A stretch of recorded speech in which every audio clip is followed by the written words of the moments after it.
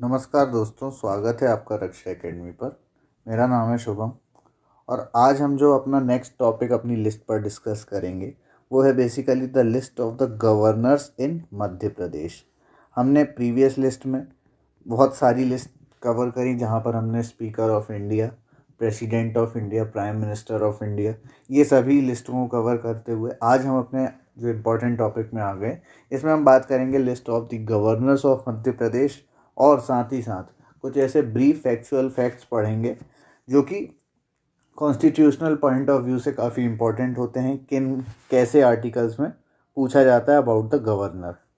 ठीक है, गवर्नर के बारे में सबसे पहले बात करते हैं। देखिए, गवर्नर उसी तरीके से होते हैं जिस तरीके से हमने प्रेसिडेंट के बारे में पढ़ा था। President basically head of the state होते हैं। स्टेट इन द सेंस वहाँ पर पूरा भारत देश जो है वो स्टेट की डेफिनेशन के अंडर आता है, under article 12 of the Indian constitution, जो कि फंडामेंटल राइट्स में हम पढ़ते हैं। ठीक है, यहाँ पर जो है एक पर्टिकुलर जो छोटे छोटे स्टेट्स जो बांटे गए हैं भारत में, उनमें जो बेसिकली हेड होता है उसको कहा जाता है गवर्नर। तो सबसे पहले हम डेफिनेशन देख लेते हैं। So the governor is the constitutional head of the state. सबसे पहली बात ये हो जाती है कि he is the constitutional head of the state. और साथ ही साथ एक ही गवर्नर जो है वो एक से ज़्यादा स्टेट पर भी गवर्न कर सकते हैं। हम ऐसे भी कुछ एग्जांपल्स अभी अपनी लिस्टिंग के अंदर देखेंगे जब एक ही गवर्नर ने एक से ज़्यादा लिस्टिंग्स, एक से ज़्यादा जो प्रदेश हैं उन पर जो है क्या किया है, गवर्न किया है। आर्टिकल कौन से आते हैं? सो अंडर आर्टिकल 153 एंड 154, ये बात हमको याद रखनी है। आगे चलते हैं। Under article 155 the governor is appointed by the president. किनके द्वारा अपॉइंट किया जाता है? राष्ट्रपति के द्वारा। साथ ही साथ आर्टिकल 156 कहता है कि the governor holds office during the pleasure of the president. बिल्कुल, ये बिल्कुल सही बात है कि जब तक प्रेसिडेंट चाहेंगे तब तक जो है गवर्नर अपनी पोस्ट पर रहते हैं। साथ ही साथ हम क्वालिफिकेशन अब इनकी देखते हैं। क्वालिफिकेशन क्या है? आर्टिकल 157 के अंदर ये कॉन्स्टिट्यूशन कहता है कुछ फॉलोइंग कंडीशंस गवर्नर के ऑफिस के लिए। पहला, he must be the citizen of India. हम जब से देखते आ रहे हैं पहली प्रायोरिटी क्या है? सिटीजन ऑफ इंडिया होना। दूसरी प्रायोरिटी क्या है? 35 ईयर्स ऑफ एज कंप्लीट कर ली हो। इसके बाद है कंडीशंस ऑफ ऑफिस। ये आता है आर्टिकल 158 में। कंडीशंस ऑफ ऑफिस क्या होनी चाहिए? ये किसी भी हाउस का, चाहे पार्लियामेंट हो या चाहे स्टेट लेजिस्लेचर हो, इनको सदस्य नहीं होना है। और दूसरी कि किसी प्रकार का ऑफिस ऑफ प्रॉफिट ये होल्ड ना करें। अगली बात है salary and allowances. Salary and allowances इनकी देखें तो इनको यूज़ करने मिलता है, इनका खुद का ऑफिशियल रेसिडेंस दिया जाता है स्टेट गवर्नमेंट द्वारा, जिसका नाम होता है Raj Bhavan.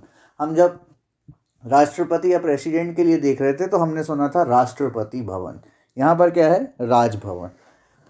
When same person is appointed as the governor of 2 or more states, तो जो एमोल्यूमेंट्स और अलाउंसेस हैं इनके, ठीक है, इन दोनों को जो है किसके द्वारा शेयर करा जाना चाहिए? उन दो पर्टिकुलर स्टेट्स के द्वारा।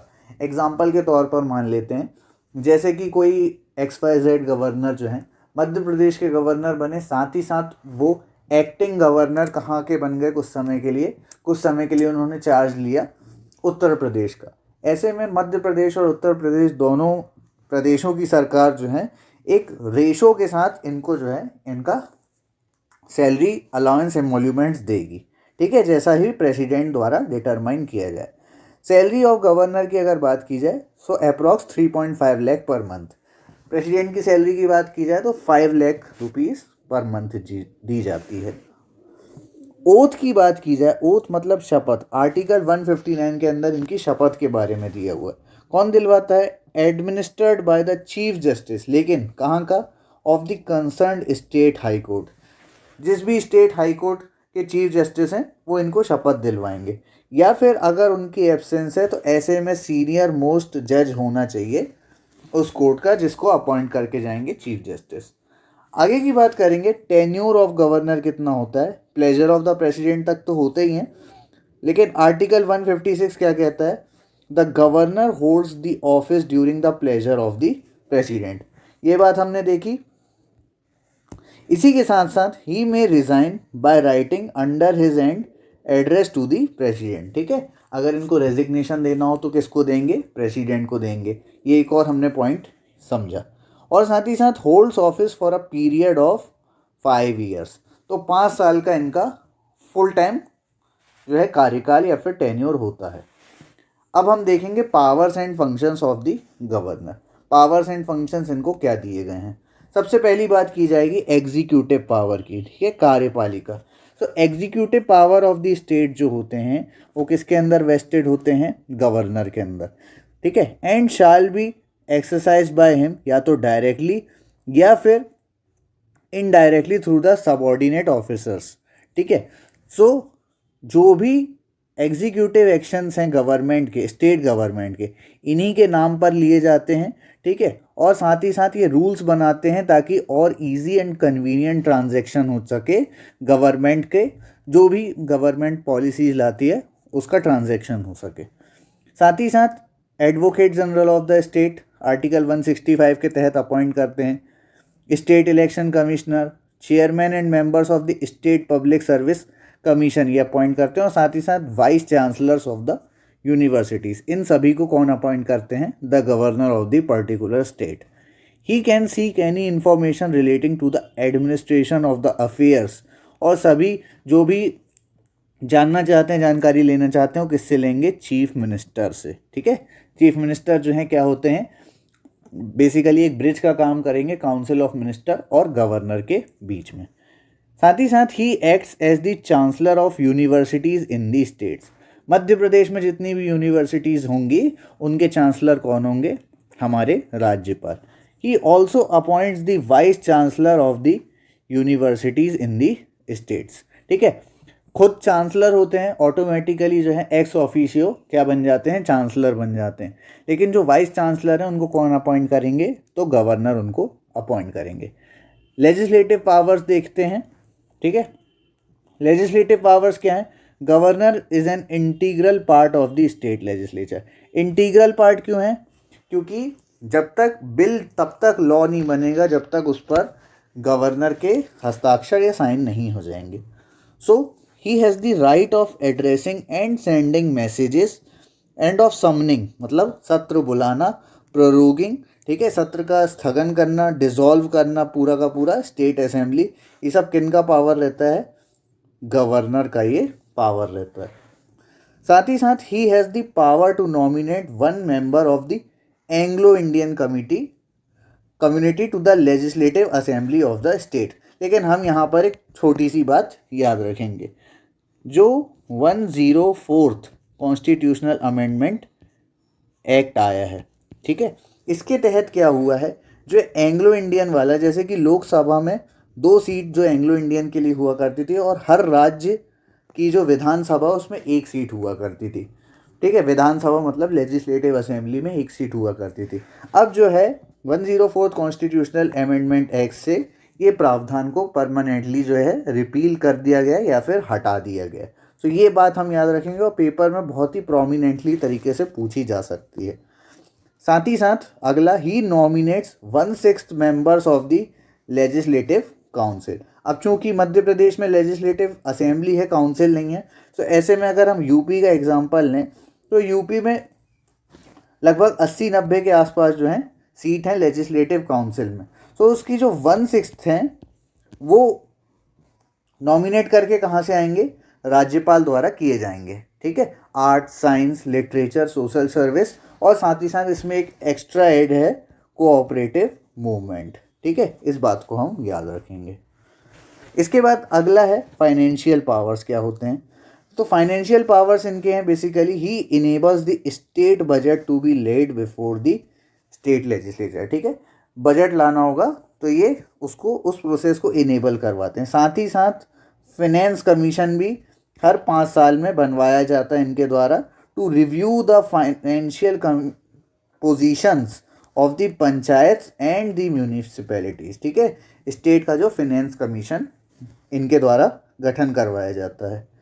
मनी बिल जो होता है स्टेट लेजिस्लेचर में अगर इंट्रोड्यूस करवाना है तो राज्यपाल की प्रायर रिकमेंडेशन चलती है। काफ़ी कुछ इनका प्रेसिडेंट से सिमिलर रहता है, बस फ़र्क ये रहता है कि स्टेट में गवर्न करते हैं और प्रेसिडेंट जो है पूरे के पूरे देश को गवर्न करते हैं।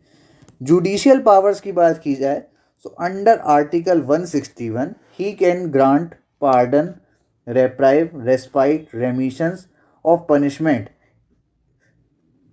बेसिकली जो पार्डनिंग पावर है ये इनको दिया जाता है, ठीक है। लेकिन हमको बस ये याद रखना है only the executive power of the state, उसी के अगेंस्ट ये दे सकते हैं। साथ ही साथ he can not pardon a death sentence, ठीक है। डेथ सेंटेंस को बस ये पार्डन नहीं कर सकते, उसका अधिकार सिर्फ और सिर्फ किसके पास है, राष्ट्रपति या फिर प्रेसिडेंट के पास।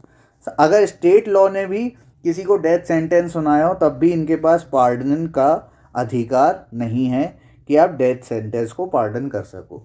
नेक्स्ट आता है इमरजेंसी पावर्स, ठीक है। तो इमरजेंसी पावर्स याद रखेंगे कि इनके पास कोई ऐसे इमरजेंसी पावर्स नहीं है, ठीक है, एक्सटर्नल एग्रेशन या आर्म्ड रिबेलियन के लिए। लेकिन अगर स्टेट इमरजेंसी की बात करें so he reports to the presidents if the state government is running unconstitutionally, ठीक है। किसी भी प्रकार से अगर कॉन्स्टिट्यूशन के हिसाब से मेजॉरिटी जो पार्टी नहीं बन पा रही है, नहीं हो पा रहा है रूल, तो ऐसे में प्रेसिडेंट को रिकमेंड करेंगे for the imposition of the presidents rule under article 356, ठीक है। जब भी प्रेसिडेंट रूल जो है फोर्स में आता है, ऐसे में गवर्नर जो हैं वो स्टेट को रन करते हैं with the help of advisers on the behalf of the president. अगर हमने एक नाम सुना हो सत्यपाल मलिक, सत्यपाल मलिक साहब बेसिकली जब जम्मू एंड कश्मीर में जो है क्या लगा था, प्रेसिडेंट रूल लगा था अंडर आर्टिकल 356, तब उन्होंने पूरे के पूरे स्टेट को गवर्न किया था। इवन अगर आपको मध्य प्रदेश के सिनेरियो में याद हो तो लगभग 20 तारीख से लेके 23 मार्च, ठीक है, 2020, ये 3 दिनों के लिए मध्य प्रदेश में किसी भी प्रकार की सरकार नहीं थी, क्योंकि कमलनाथ जी का रेजिग्नेशन हुआ था और शिवराज गवर्नमेंट को एक से ज़्यादा दिन लगभग लग गया था, अगर मेरे को केस स्टडी याद है। सो वहाँ पर ऐसे में कुछ समय के लिए राज्यपाल के द्वारा जो है एक तरीके से गवर्नमेंट चलाई गई थी 1 से 2 दिनों के लिए। इसके बाद अगला आता है list of all the governors of Madhya Pradesh. Madhya Pradesh के सभी गवर्नर्स शुरुआत से लेके अभी प्रेजेंटली कौन है, ये लिस्ट हम पूरी कवर करेंगे।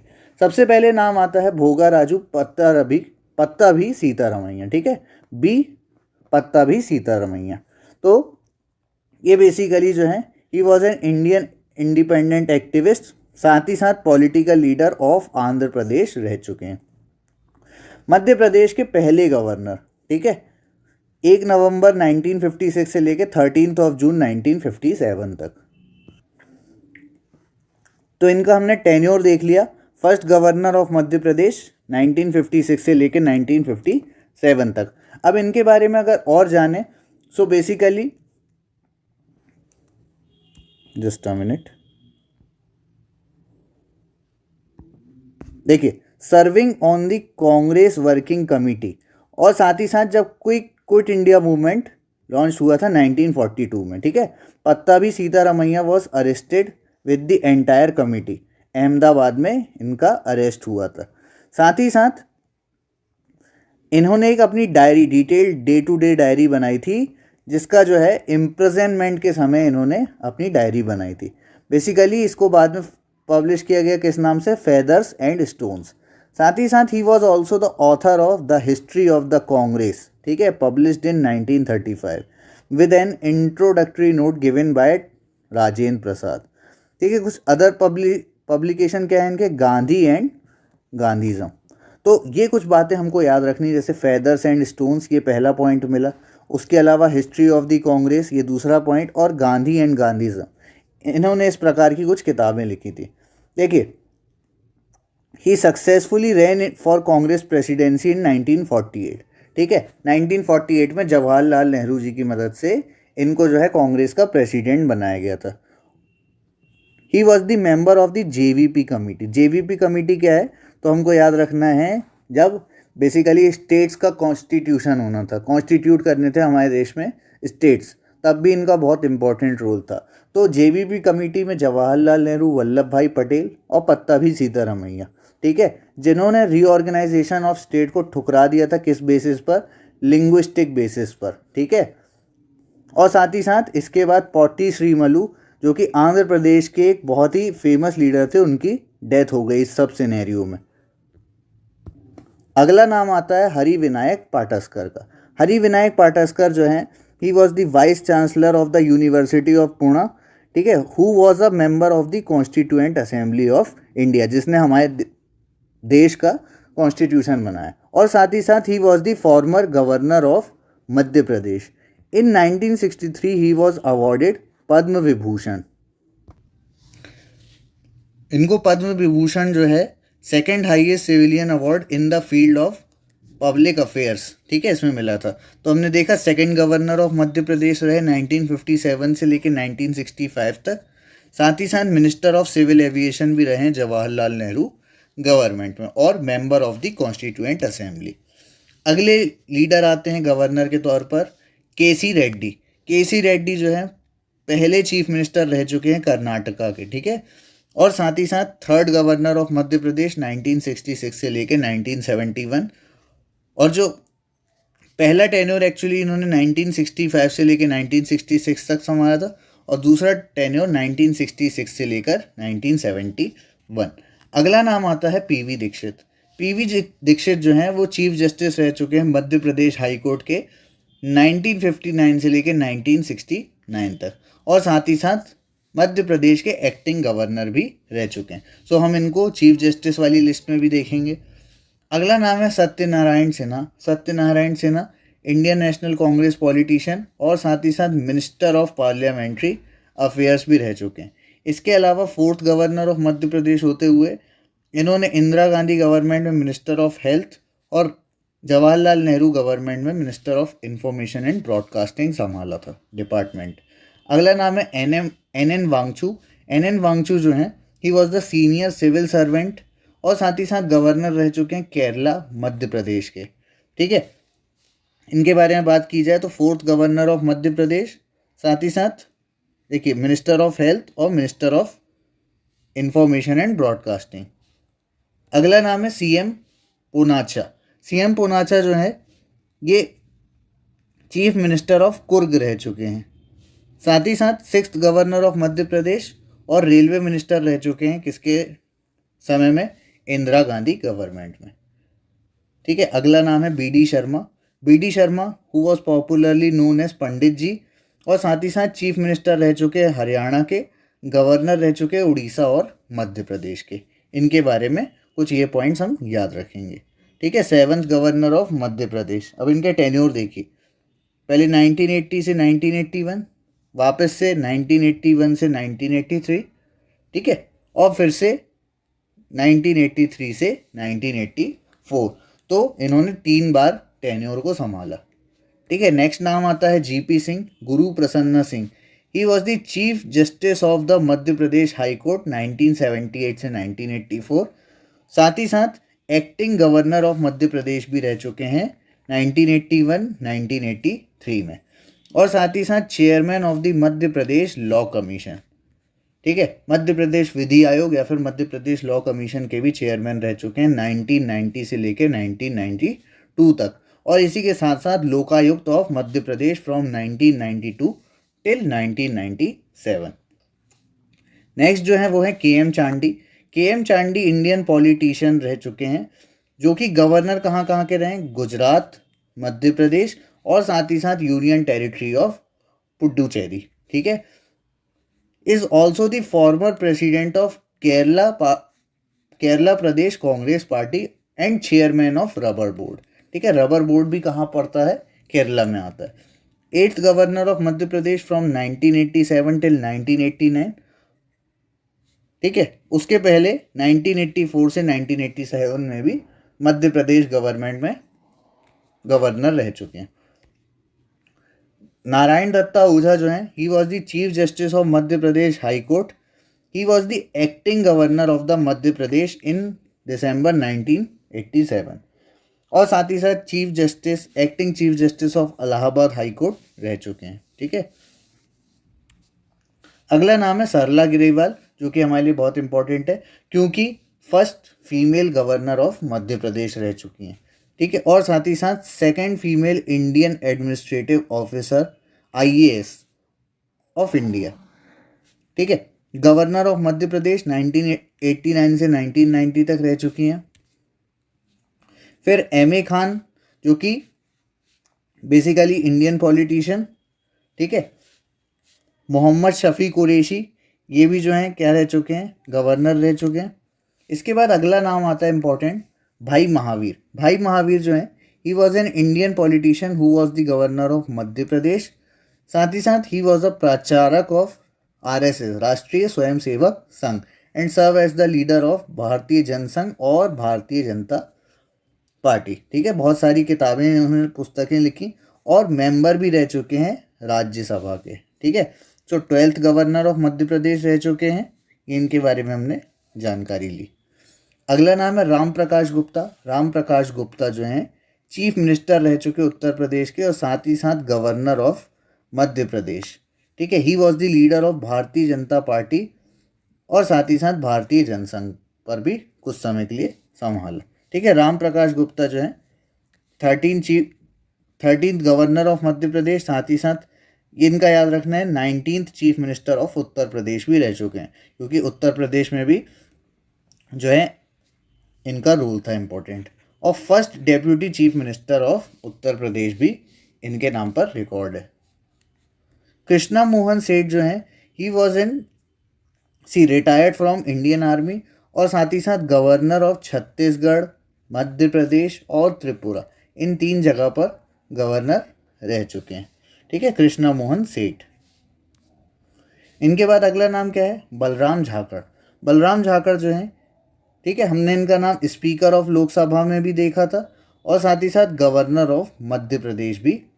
ठीक है, साथ ही साथ longest serving speaker of Lok Sabha के रूप में पहचाने जाएंगे। ठीक है, 14th गवर्नर ऑफ मध्य प्रदेश 2004 से लेकर 2009।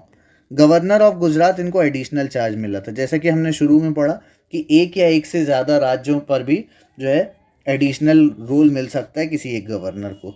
सो गुजरात में भी 2004 में कुछ समय के लिए 10 दिनों के लिए एडिशनल चार्ज लिया था गवर्नर का। ठीक है, अगला नाम है रामेश्वर ठाकुर। रामेश्वर ठाकुर जो है senior Indian National Congress politician रह चुके हैं और former union minister of India. ठीक है, he was the governor of Madhya Pradesh from 2009 to 2011। साथ ही साथ उड़ीसा के गवर्नर 2004 से 2006, उसके अलावा आंध्र प्रदेश के 2006 से 2007 और साथ ही साथ कर्नाटक 2007 से 2009। ठीक है, चार्टेड अकाउंटेंट CA रह चुके हैं। ठीक है, और साथ ही साथ प्रेसिडेंट ऑफ द ICAI। ठीक है, जो चार्टर्ड अकाउंटेंट्स के लिए इंस्टीट्यूट होती है, उसके भी क्या रह चुके हैं, चेयरमैन या फिर प्रेसिडेंट रह चुके हैं। 15th governor of Madhya Pradesh रहे हैं 2009 से लेकर 2011 तक और 15th गवर्नर ऑफ कर्नाटका।